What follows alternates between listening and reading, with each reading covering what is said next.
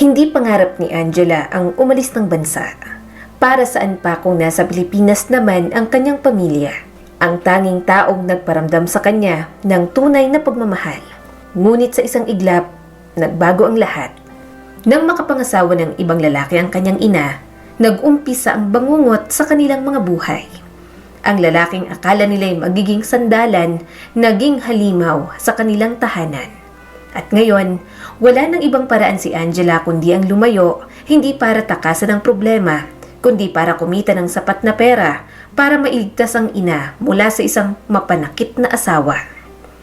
14 na taon noon si Angela noong mawalay sa kanila ang amang si Roberto. Sobrang sakit para sa kanya na mawala ang kanilang ama na tanging sandalan nila sa lahat ng problema. Dahil doon, nagdoble kayod ang nanay niyang si Roxanne para lang mabuhay sila ng kanyang nakababatang kapatid na lalaki. Sa murang edad, walang magawa si Angela kundi pagmasdan lang ang kanyang inang naghihirap para lang mabuhay sila sa araw-araw. Ang tanging ginawa na lang niya, pagbutihin ang pag-aaral at balang araw makapagtapos upang masuklian ang paghihirap ng kanyang ina. Sa edad naman na 16, hindi lubos maintindihan ni Angela at hindi niya matanggap nang ipakilala sa kanila ng kanyang ina ang isang lalaki. Angela, Chris, ito nga pala si Eduardo. Katrabaho ko siya at... Bago niyo pong asawa? Pagputol ni Angela sa sasabihin ng ina. Oo, Angela. Tawagin niyo na lang siyang Tito Eduardo. Nakangiting sagot ng nanay niyang si Roxanne. Kumusta kayo, Angela? Chris, masaya akong makilala kayo. Tura ni Eduardo at gumuhit ang ngiti sa labi nito. Sa susunod na araw ay dito natitira ang Tito Eduardo ninyo. Okay lang ba yun, mga anak? Tanong ni Roxanne sa kanila. Tumango-tango lang ang 8 taong gulang na si Chris. Subalit makikita sa mukha ni Angela ang labis na pagkadismay at pagtutol. Anong sinasabi niyo, Nay? 2 taon pa lang ay pinagpalit niyo na agad si tatay? Napasinghap si Roxanne sa sinabi ni Angela. Kita nito ang lungkot at pagtutol sa mga mata ng anak. Alam ni Roxanne na mahirap ito para sa anak na si Angela pero wala siyang ibang magagawa. Hindi biro ang magtaguyod ng pamilya mag-isa at si Eduardo ang naging katuwang niya sa hirap ng buhay. Anak, hindi kita masisisi kung nasasaktan ka. Pero sana, bigyan mo ng pagkakataon ng Tito Eduardo mo. Hindi niya gustong palitan ng tatay mo. Gusto niya lang tayong tulungan. Mahinang paliwanag ni Roxanne. Hindi namin kailangan ng ibang tatay, Nay. Mariing sagot ni Angela at pinipigilan ng pag-iyak. Napayuko si Roxanne at hindi alam kung anong isasagot kay Angela. Eduardo, pwede bang sa susunod ka na lang na araw bumalik? Tugon ni Roxanne sa lalaking kasama nito. Nagkatinginan sina Roxanne at Eduardo. Kita sa mukha ng lalaki ang bahagyang pagkagulat pero agad yung napalitan ng pilit ng ngiti. Sige kung yan ang gusto mo, Roxanne. Naiintindihan ko naman na hindi ito madaling tanggapin para sa mga bata. Sagot ni Eduardo bago ito lumabas ng kanilang bahay. Sila na lang ang naiwang mag-iina sa loob. Nay, bakit naman po kayo naghanapan ng ibang lalaki? Galit na tanong ni Angela sa kanyang ina. Napabuntong hininga si Roxanne. Anak, hindi mo naiintindihan. Hindi madaling buhayin kayong magkapatid ng mag-isa. Mula nang mawala ang tatay mo, ginawa ko ang lahat para mapunan ang pangangailangan ninyo. Pero Angela, tao lang din ako. Napapagod din ako, anak. Marahang paliwanag nito. Hindi ba, Nay? Hindi ba tayo okay kahit walang Eduardo na yon? Nanginginig na tanong ni Angela na puno ng hinanakit ang boses. Anak, mahalaga kayo sa akin. Mahal na mahal ko kayo. Pero hindi ko pwedeng ipagkait sa sarili ko ang pagkakataong lumigaya ulit. Paliwanag naman ni Roxanne. Kasiyahan, Nay? Sa tingin niyo ba magiging masaya tayo sa piling ng lalaking yon? Hindi niyo pa nga siya ganap na kilala? Angela, tama na. Sinubukan kong intindihin ka pero sana naman ay subukan mo ring intindihin ako. Hindi kita tinuturuan na kalimutan ng tatay mo. Pero hindi ko kayang mabuhay ng mag-isa habang tinataguyod kayo. Tumaas na rin ang boses ni Roxanne. Napapikit si Angela at pinipigilan ng pagluha. Kung iniisip niyo pong ikabubuti natin yan, sana nga. Pero kapag nasaktan kayo, Nay, wala kayong ibang sisisihin kundi ang sarili niyo. Mahina niyang tugon. Tumalikod si Angela at mabilis na pumasok sa kanyang kwarto. Marahil ngayong nagkamali lang ng akala si Angela. 18 taong gulang na noon si Angela at 2 taon ang lumipas simula nang dumating sa buhay nila ang lalaking si Eduardo. Tinulungan sila nitong makaraos sa hirap. Naghanap ng mas magandang trabaho para kay Roxanne, tinustusan ng pag-aaral niya at ng kapatid na si Chris at sinisiguradong may sapat silang pagkain sa hapagkainan.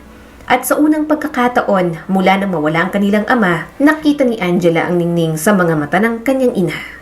Subalit ang lahat ay bigla na lang nagbago. At maging ang lalaking inakala ni Angela na mabait ay mayroon palang ikinukubling pagkatao. Mga bagay na hindi maitatago ng panghabang buhay. Nung una, hindi agad napansin ni Angela ang pagbabago kay Eduardo. Parang unti-unti itong nagbago sa loob ng kanilang tahanan. Mas mainitin ang ulo at kung minsan, madaling uminit kahit sa maliit na bagay. Nagsimula ring mag-ibang nanay niyang si Roxanne. Madalas na itong natutulala at tila may bumabagabag dito. Ang dating masayahing kilos nito, napalitan ng pangamba at takot. Nay, okay lang po ba kayo? Tanong niya isang gabi habang nag-aayos ng hapunan. Napakunot ang noo ni Roxanne bago pilit na ngumiti sa kanya. Oo naman anak, medyo pagod lang ako sa trabaho ngayong araw. Ngumiti at tumango na lang si Roxanne. Bagamat totoo ang sinabi ng ina, ngunit pakiramdam niya ay mayroon pa ring malalim na dahilan. Isang gabi, habang nag-aaral si Angela sa kanyang kwarto, bigla siyang nakarinig ng isang malakas na tunog mula sa kusina. Tila may nabasag na babasagin. Kasunod nito ay ang boses ng kanyang ina. Mahina, ngunit may halong pagmamakaawa. Napabalikwa siya ng tayo at mabilis na bumaba. Bumungad kay Angela sa sala ang nanay niyang si Roxanne. Nakayuko ito, nanginginig at mahigpit na hawak ang isang basong basag na sa sahig. Sa harap nito, nakatayo si Eduardo. Ang mukha nito ay puno ng galit habang nakakuyom ang mga kamay. Nay! Sigaw ni Angela at dali-daling nilapitan ng kanyang ina. Napalingon si Eduardo sa kanya at tila nagulat sa kanyang presensya. Agad itong napangisi na waring nagmamadaling itago ang nangyari. Angela, gising ka pa pala.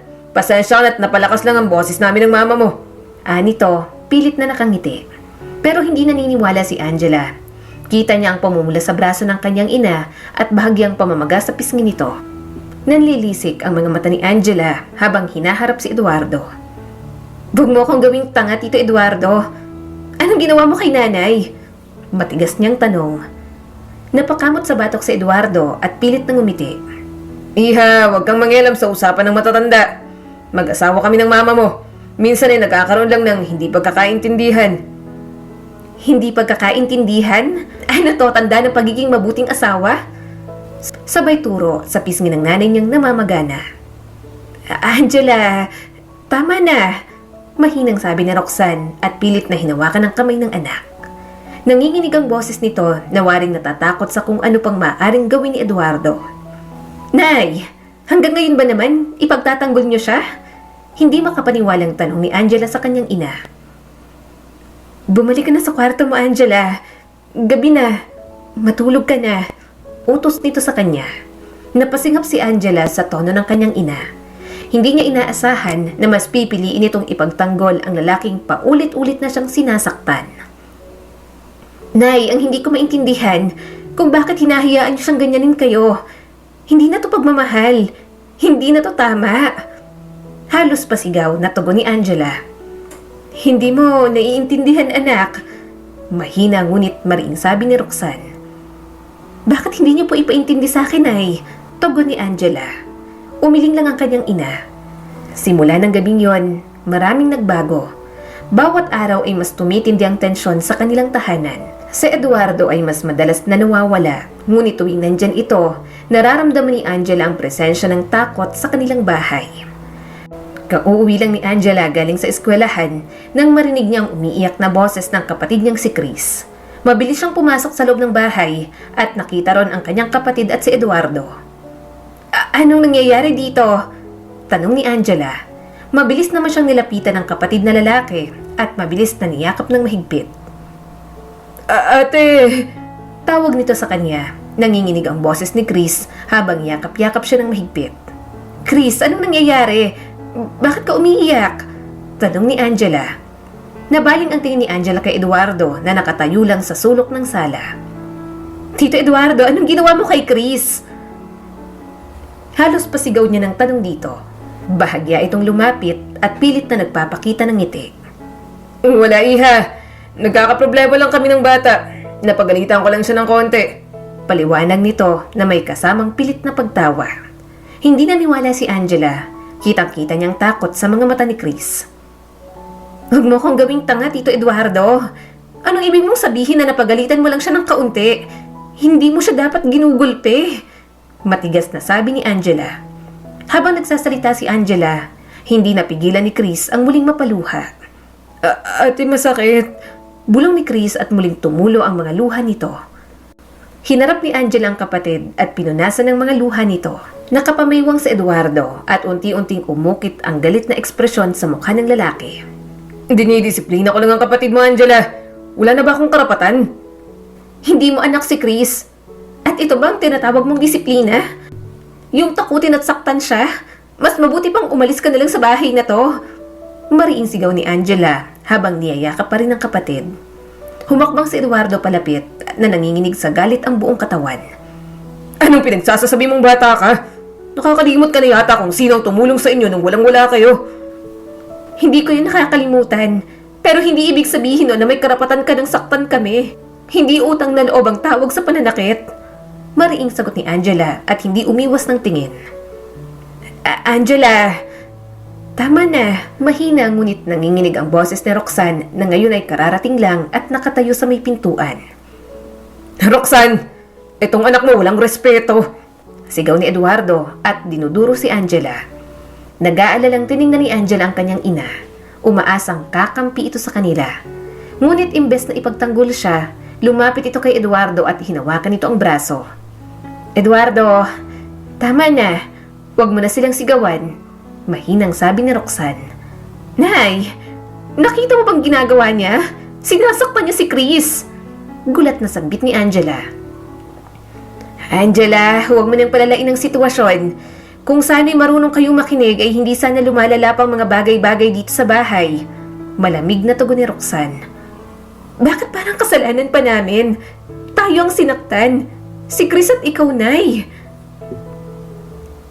Hindi mo alam kung gaano kahirap mag-isa. Kung gaano kahirap magpalaki ng anak ng walang katuwang, Angela. Wika ni Roxanne at tinutukoy si Eduardo na tumulong sa kanila. So, tatanggapin mo na lang kahit abusuhin niya tayo? Dahil takot kang mawalan ulit? Singhal ni Angela habang namumuo na ang luha sa kanyang mga mata. Hindi sumagot si Roxanne. Yumuko na lang ito at mahigpit ang hawak sa braso ni Eduardo na tila nagsusumamo. Makalipas ang ilang sandali, muli itong nagsalita. Bumalik na kayo sa kwarto ninyo. Hindi makapaniwalang napatingin si Angela sa kanyang ina. Ngunit wala na siyang nagawa kundi ang sundin iyon. Tara na, Chris. Bulong niya rito. Mabilis na naglakad si Angela patungo sa kanilang maliit na kwarto kasama ang kanyang kapatid na si Chris. Pagpasok nila sa loob, dahan-dahang isinara ni Angela ang pinto. Sa mga sumunod pa na buwan, hindi lubos akalain ni Angela na magtutuloy-tuloy ang ganoong eksena sa kanilang tahanan. 11:00 na ng gabi, ngunit hindi pa rin makatulog si Angela. Hindi pa rin napapanatag ang loob niya dahil hanggang ngayon, hindi pa rin umuwi sa kanilang bahay si Eduardo. Hanggang sa napapitlag na lang si Angela at mabilis na napatayo mula sa pagkakahiga nang marinig niyang malakas na tunog mula sa kanilang pinto. Sumunod niyang narinig ang mabigat na hakbang sa sala at ang boses na garalgal at lasing. Roxanne! Bakit ang dilim dito? Asan ka na? Sigaw ni Eduardo na halos lumagapak ang boses sa buong bahay. Mabilis na bumaba si Roxanne mula sa kanilang kwarto na halatang kinakabahan. Eduardo, ano ba? 11:00 na. Baka magising ang mga bata. Mahinang pakiusap nito. Lumapit ka nga rito. Huwag mo kong tinuturuan kung anong oras ako uuwi. Halos isigaw ni Eduardo habang iwinawasiwas ang bote ng alak sa kamay. Eduardo, tama na. Lasing ka na naman. Ani Roxanne at pilit na nilalapit ang sarili para agawin ang bote. Pero bigla na lang isinampal ni Eduardo ang bote sa lamesa at halos mabasag ang salamin sa lakas ng pagkakatama. Wala kang kwenta. Sigaw nito sabay sampal sa pisngi ni Roxanne. Ano bang problema mo, Eduardo? Bakit ka ba nagkakaganyan? Naluluhang tanong ni Roxanne habang nakahawak pa rin sa pisngi nito. Wala ka ng ibang ginawa kundi ang uminom ng uminom. Hindi ka na rin nagtatrabaho. Napailing si Eduardo sabay saklob ng kamay sa ulo nito. Tila ba uminit lalo ang ulo sa tanong ni Roxanne. Napatingin si Roxanne sa lalaki na mayroong matalim na mga mata at halos sumisigaw sa galit. 2 taon, Roxanne. 2 taon ako nagpakahirap para sa inyo. Sinong naghanap ng trabaho para sa'yo? Sinong tumusto sa pag-aaral ng mga anak mo? Sinong nagpakain sa inyo nang walang-wala kayo? Ako, di ba? Ako? Singhal ni Eduardo. Ngayon, dahil lang sa wala akong trabaho at lasing ako, masama na ako agad. Nakalimutan niyo bang tinanggap ko kayo na parang isang pamilya kahit hindi ko naman kayo kadugo? Dagdag pa nito. Eduardo, tama na. Bakit hanggang ngayon isinusumbat mo pa rin yan? Alam mo namang hindi na kasyang pagkain at mga bayarin, pati ang pambayad sa kuryente. At ako ang sisisihin mo? Alam mo ba kung gaano kabigat ang ginawa ko para lang matulungan kayo nun? Pero ngayong bagsak ako, puro kayo reklamo. Ganito ba kayong magpasalamat? Simula pa nung nawalan ka ng trabaho, ni hindi ka na naghanap ulit. Araw-araw kang umuwi ng lasing, Eduardo. Umiiyak na sabi ni Roxanne. Hindi nakapagpigil si Eduardo. Dinampot nito ang baso mula sa mesa at ibinato sa dingding, sanhi upang magkalat ang mga bubog sa sahig. Mabilis ang sumunod na pangyayari. Nilapitan ni Eduardo si Roxanne habang nanlilisik ang mga mata. Wala itong pakialam sa mga bubog sa sahig. Eduardo! Wag! Sigaw ni Roxanne pero huli na. Isang malakas na tulak ang ibinigay nito kay Roxanne, dahilan upang tumilapon siya sa gilid ng pader at mapaupo sa sahig habang hawak ang balikat niyang tinamaan sa pagkakahulog. Wag! Sigaw ni Angela at mabilis na lumapit at niyakap ang ina upang protektahan ito sa kanyang stepfather na si Eduardo. Anong ginagawa mo? Tama na! Pagmamakaawa niya habang niyayakap si Roxanne. Hindi pa rin natigil si Eduardo, nilapitan pa rin sila nito. Wag niyo akong gagalitin dahil kaya ko kayong palayasin sa bahay na to. Akala niyo ba hindi ko kayang gawin yon? Sa akin lahat ng to. Ako ang nagpagawa nito at wala kayong karapatang manumbat. Bulyaw ni Eduardo habang nakaturo sa kanila na galit ang boses. Hindi na nagsalita si Angela. Hindi na siya sumigaw at lalong hindi na siya lumaban. Sa halip ay mahigpit niyang niyakap ang ina at tumingin kay Eduardo habang nanginginig ang kanyang tinig. Maawa po kayo, Tito Eduardo. Tama na po. Pakiusap, huwag mo kaming saktan. Walang silbi kung manlalaban pa siya dahil lalo lang silang masasaktan dito. Pati na rin ang nanay niyang si Roxanne na palagi na lang nakakakuha ng mga sugat at pasa. Huwag kayong makakaasa na may matitira pa sa inyo kung itutuloy niyo pa yung drama ninyo. Sa susunod, hindi lang yan ang aabutin niyo. Pagkatapos sabihin ng mga salitang yon, tumalikod si Eduardo at maring sinarado ang pinto ng kwarto. Naiwan si Angela at Roxanne sa sala na kapwa na kaluhod sa malamig na sahig. Sa mga nagdaang araw, lalong lumalang ugali ni Eduardo. Hindi na ito kailanman nagpakita ng kahit na anong kabaitan o malasakit sa kanilang mag-ina. Umuwi ito gabi-gabi ng lasing. Kahit gustuhin pang lumaban ni Angela, pinili na lang niyang manahimik. Hindi dahil sa takot lang, kundi dahil alam niyang kapag siya ang sumagot o nagsalita pa ng masama, ang kanyang ina naman ang sasalo ng lahat. Kaya bawat sakit, bawat inis, at bawat luha ay tinitiis niya. Isang gabi, habang naghahain siya ng hapunan sa mesa, napansin niyang muli ang pagkaputla ng ina, ang mga namumuong pasa sa braso nito, at ang paminsan-minsang pagsinghap sa sakit tuwing binubuhat ang pitsil ng tubig. Nay, bakit ba tayo nagtitiis sa lalaking yon? Bakit siya pang may ganang manakot na papaalisin tayo sa sarili nating bahay? Makahulugang tanong ni Angela sa kanyang ina. Angela, kaunting tiis na lang. Baka magbago rin si Eduardo. Baka may pinagdadaanan lang siya. Wika ni Roxanne. Hanggang ngayon ba naman ay? Ipagtatanggol niyo pa rin sa Eduardo? Naiiyak na wika ni Angela. Angela, nung walang-wala tayo sa Eduardo ang nariyan para tulungan tayo. Alam ko lahat yon. Sagot ni Angela habang pinipigilan ang pagbagsak ng luha sa kanyang pisngi. Pero hanggang kailan natin isusukli ang pasasalamat sa pamamagitan ng pagtitiis? Dagdag pa ni Angela.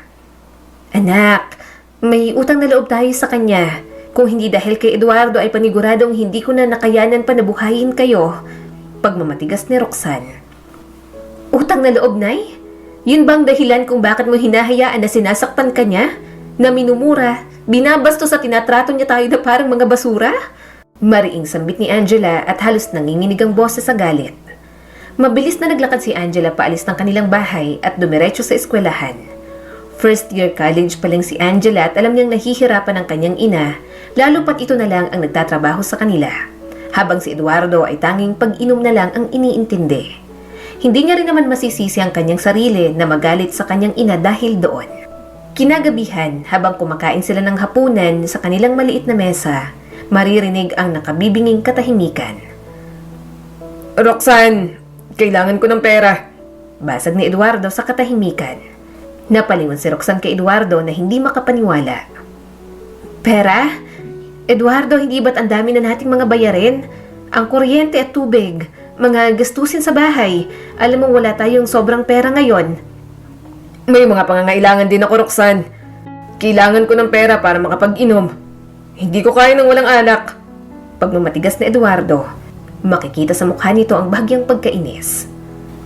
"Eduardo, hindi na ba sapat na ang lahat ng ginugugol ko para sa pamilya natin? Ang hirap ng anak kalagayan tapos gusto mo pa ng dagdag na gastusin?" Namang problemang sabi ni Roxanne. "Anong gagawin ko? Marami na rin naman ako nabigay sa pamilya nyo, hindi ba?" Muli nitong panunumbat. Nagkatinginan si Angela at Chris at hindi makapaniwala sa naririnig. Si Angela na ilang ulit ang nagpigil ng galit ay hindi na nakatiis. "Tito Eduardo, hindi ba't hindi lang ikaw ang may pangangailangan? Si nanay po, siya na lang ang nagtatrabaho habang ikaw..." Hindi niya na naituloy ang sasabihin at pinigilan ng sarili na magsalita ng masakit. Nagkibit balikat si Eduardo at pinutol ang usapan. "Wala akong pakialam. Kailangan ko ng pera." "Sige na, Eduardo, magbibigay ako." Sambit ni Roxanne. "Yan ang gusto ko, Roxanne. Magbigay agad tuwing may hinihingi ako." Anito at nakangisi. "Nay, meron daw po kaming tour. Required daw po na sumama lahat." Paalam ni Chris sa kanilang ina. "Magkano yan, anak?" Nag-aalalang tanong ni Roxanne. 2,500 po, Nay." Sagot ni Chris at nag-aalalang tiningnan ang mukha ng ina na halatang nag-iisip kung saan kukuha ng pera. Napahinto si Roxanne sa pagkain at tumingala kay Chris. "Paano natin kukunin ang pera na yan, anak? Ang hirap ng sitwasyon natin ngayon lalo na't pati ang kuryente at tubig ay hindi pa natin nababayaran."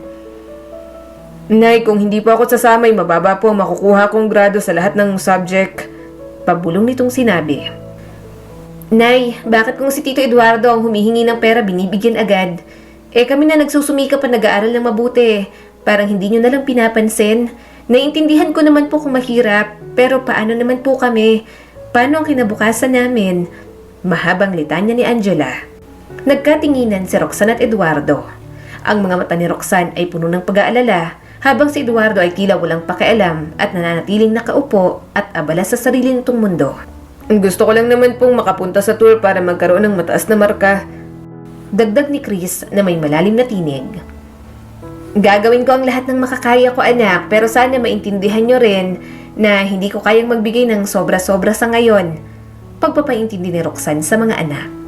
"Lecheng pag-aaral yan. Sa halip na pahirapan ang nanay ninyo, bakit hindi na lang huminto sa pag-aaral at maghanap ng trabaho, Angela?"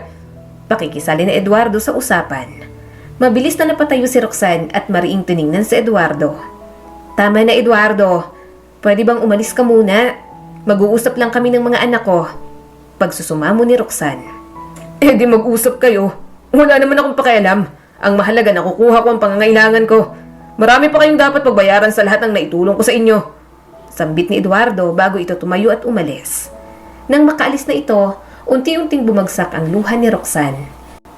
Hinawakan niya ang kamay ni Angela at Chris at tiningnan ang mga ito sa mga mata.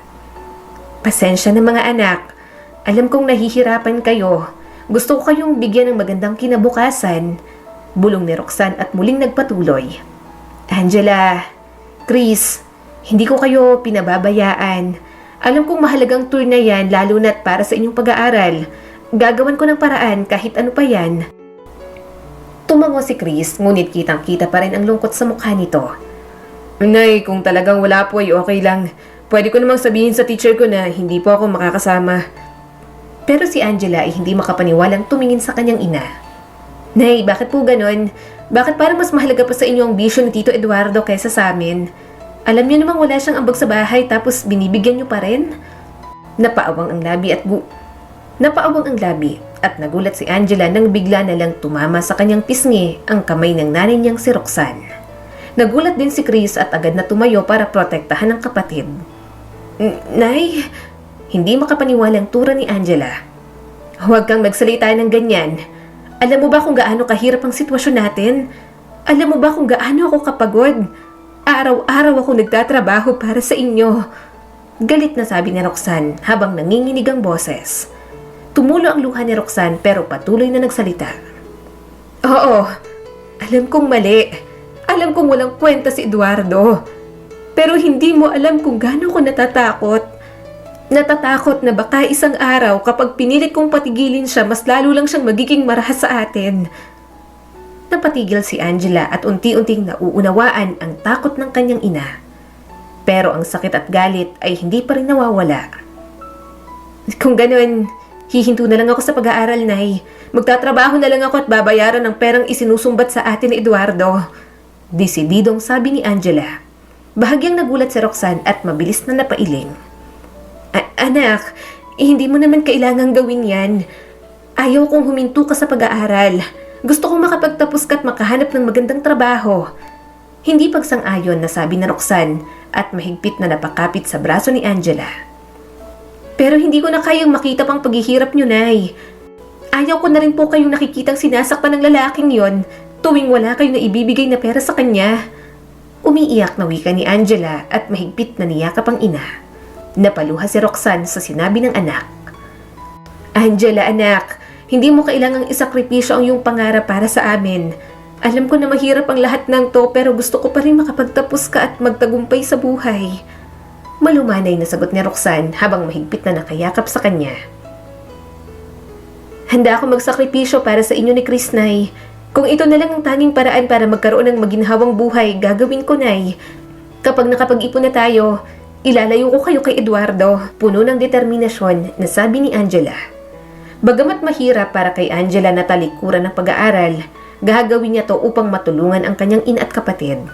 Hindi niya kayang tiisin ang nakikitang paghihirap ni Roxanne at ang mga paulit-ulit na panunumbat at pananakit ni Eduardo, masakit na sa kanyang puso. Nagdesisyon si Angela na mag-apply ng trabaho sa ibang bansa kahit alam niyang mahirap at puno ng sakripisyo ang magiging landas na kanyang tatahakin. Kung doon ko kayang matulungan ng pamilya ko, kahit gaano kahirap ay gagawin ko, sabi ni Angela sa sarili at pinipigilan ang mga luhang nagbabadya sa kanyang mga mata.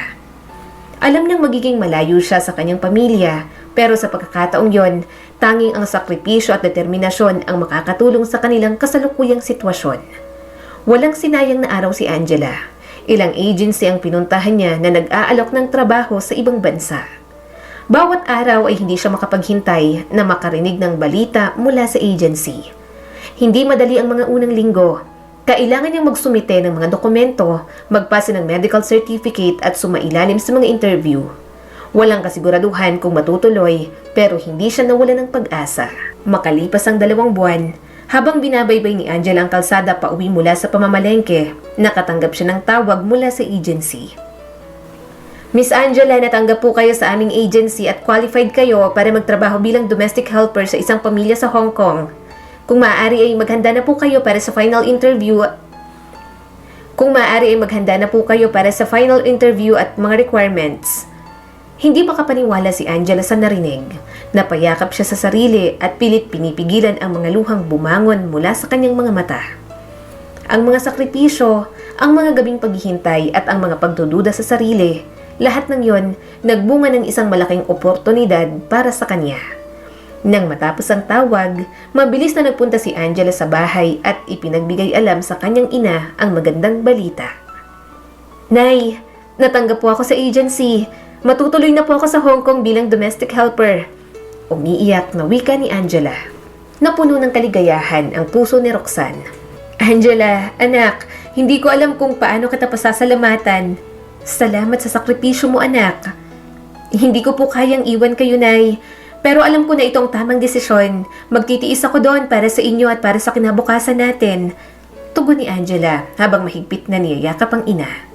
Matapos ang ilang linggong paghahanda at mga proseso ay dumating na ang araw ng pag-alis ni Angela.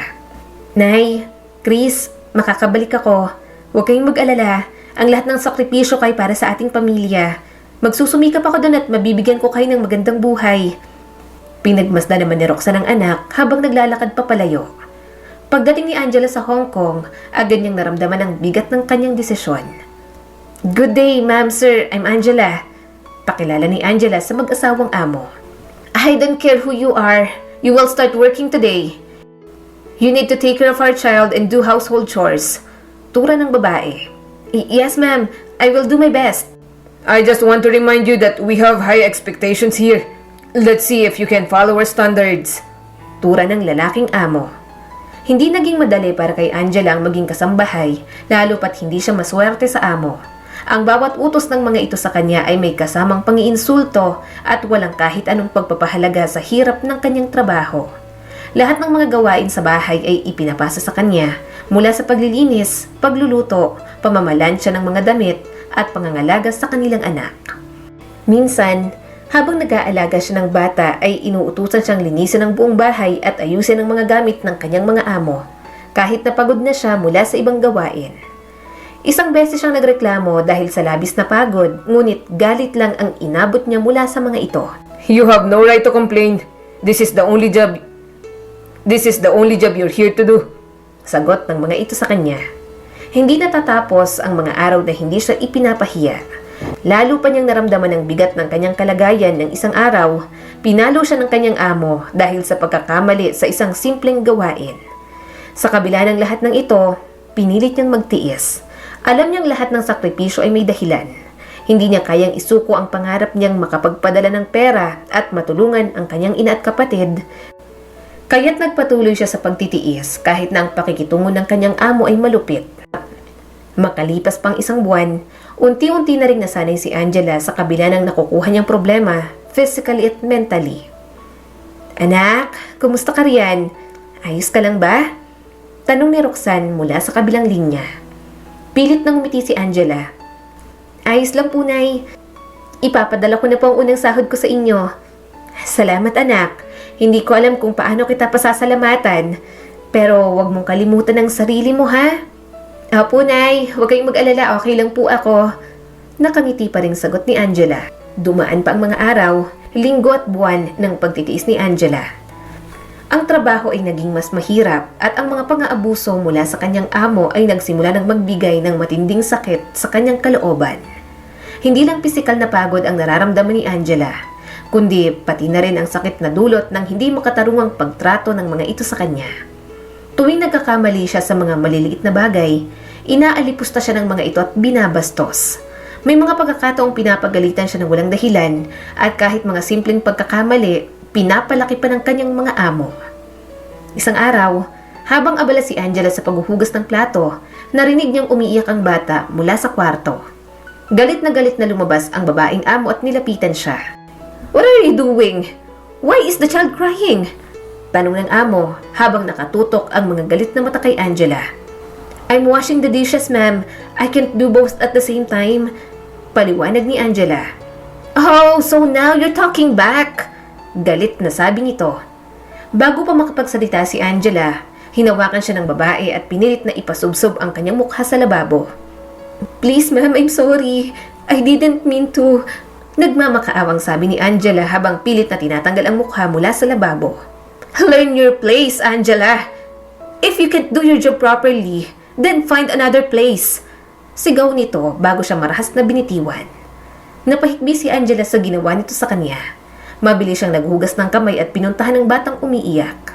Makalipas pang isang taon, unti-unti nang nakasanayan ni Angela ang mga hirap sa kanyang trabaho.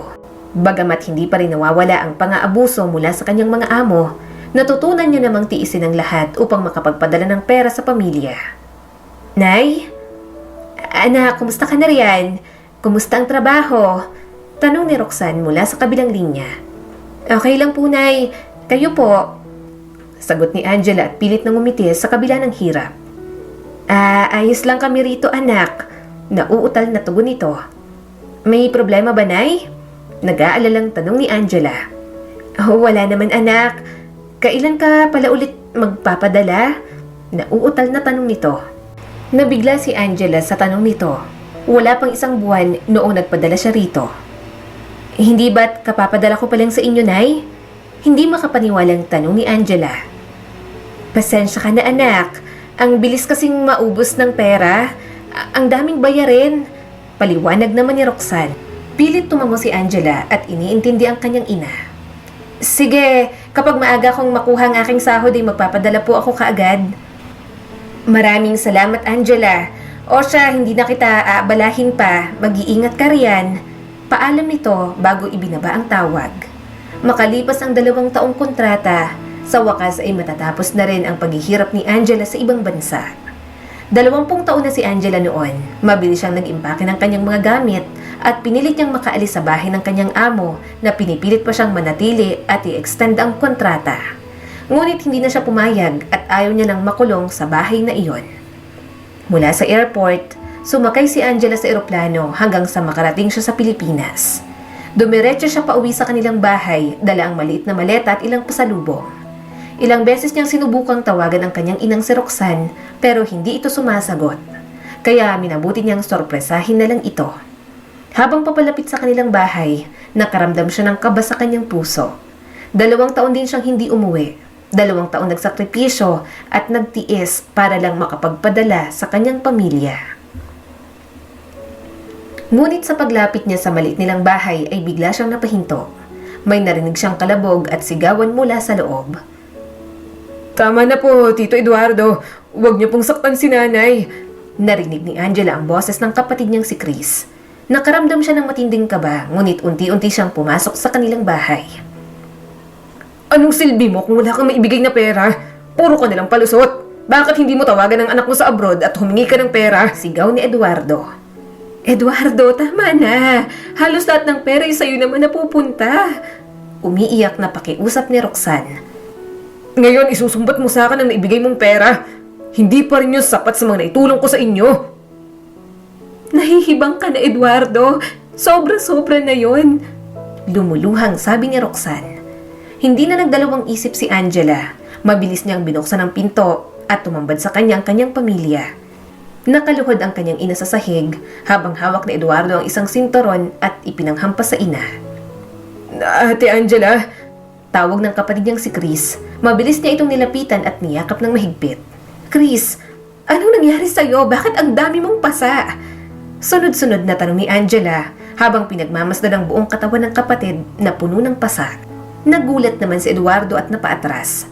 Si Roxanne naman ay napatitig sa pinto at hindi pa rin makapaniwala. Angela! Halos sabay na sigaw ng dalawa. Mabilis na lumapit si Angela at itinulak si Eduardo palayo sa kanyang ina. Wala kang karapatan! Hindi ikaw nagpapakahirap sa ibang bansa! Hindi ikaw ang sumasalo ng lahat ng pasakit sa kamay ng amo para lang mabuhay tayo! Sigaw ni Angela habang nakatingin kay Eduardo. Akala mo ba matatakot ako sa'yo? Nasanay na ako sa mga tulad mong mapang-abuso. Dagdag ni Angela habang tinutulungan ang kanyang inang tumayo. Anak, mabutit nakauwi ka na pala. Nauutal na wika ni Roxanne. Nadako ang tingin ni Angela sa kanyang ina. Puno rin ng pasa ang katawan nito at namamaga ang pisngi. Ano bang nangyayari dito, Nay? Naluluhang tanong ni Angela. Pasensya ka na, anak. Nakayukong tugon ni Roxanne at hindi makatingin ng diretso kay Angela. Bakit ganito maaabutan ko? Nasaan ang perang pinaghirapan ko? 2 taon ako nagpakahirap sa ibang bansa, Nay. Wika ni Angela. Mababa ka sa kanyang boses ang lungkot at pagkadismaya. Hanggang ngayon hindi mo pa rin kayang iwanan si Eduardo, Nay? Huwag mo sabihin sa akin na 2 taon kayo nagtitiis dito sa bahay. Lalong napayuko si Roxanne habang nanginginig ang balikat sa pagpigil ng mga luha. Anak, hindi ganun kadali. Mahinang tugon ni Roxanne. Pwede bang huwag kang mangialam dito, Angela?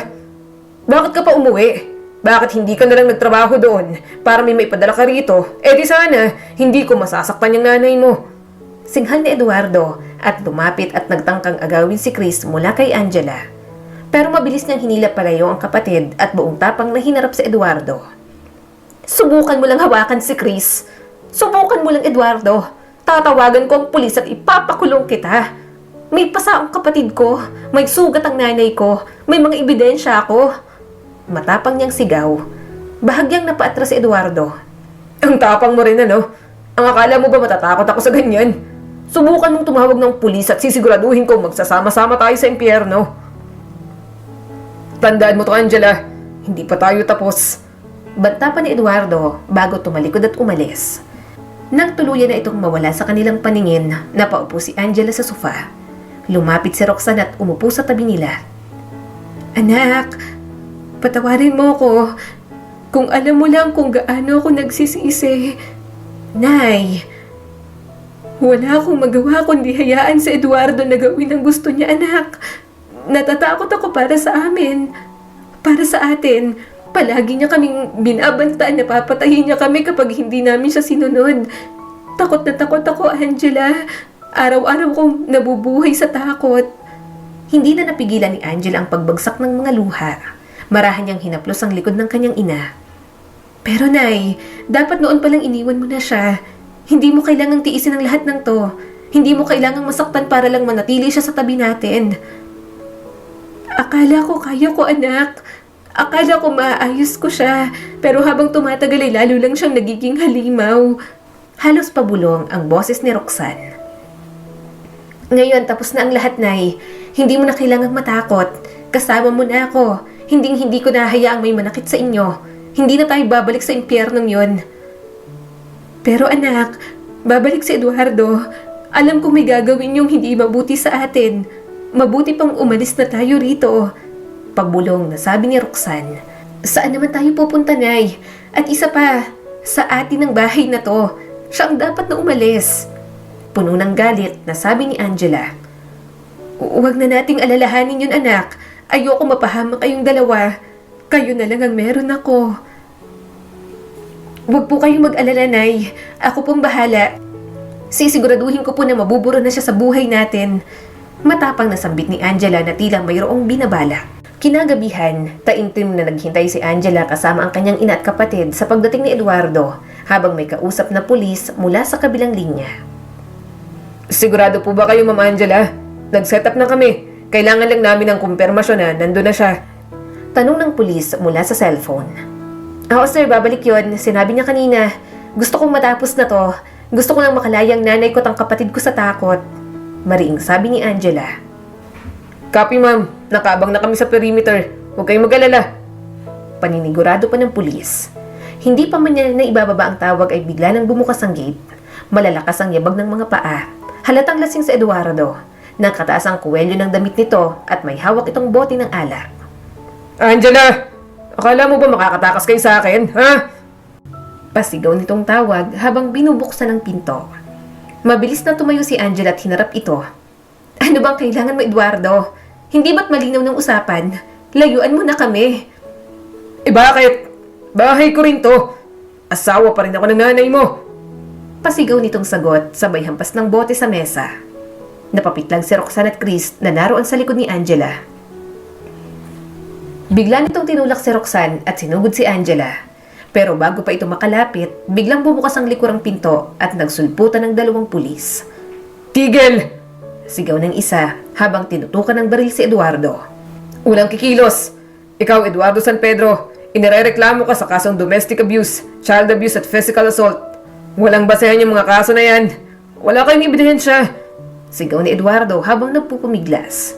May sapat kaming ebidensya. May testimonya, larawan ng mga sugat at recorded threats mula sa'yo.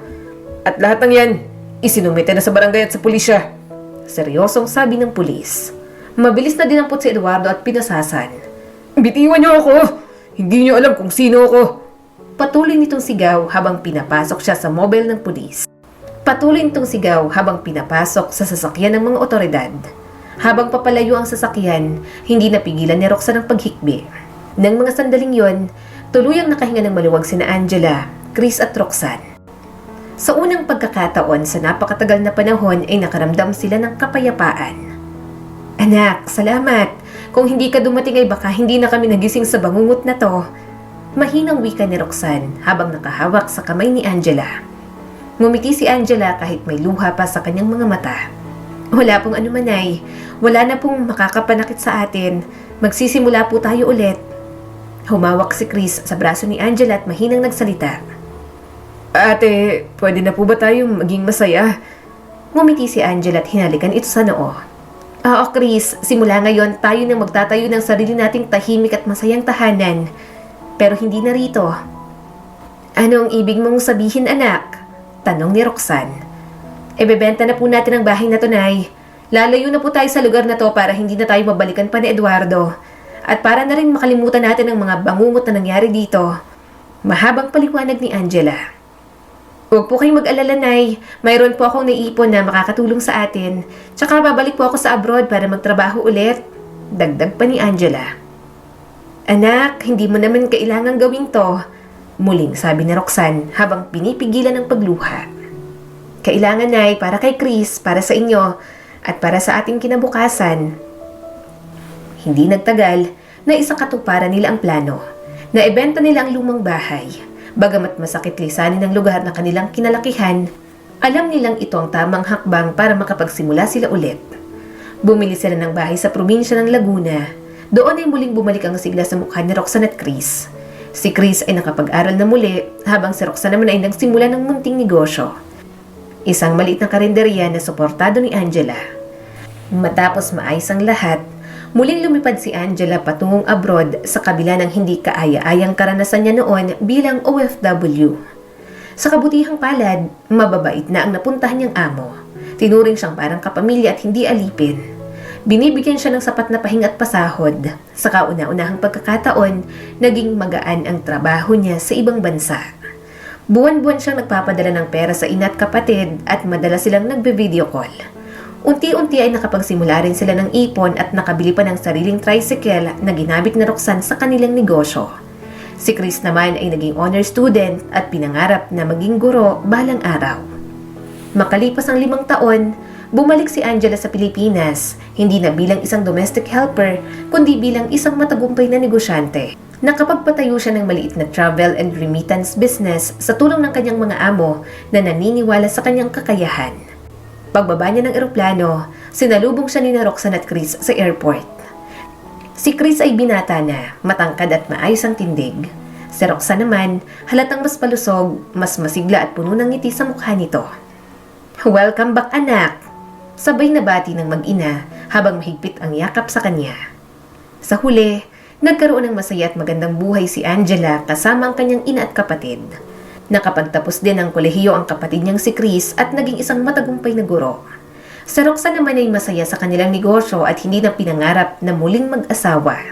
Sapat na para kay Roxanne ang kanyang 2 anak.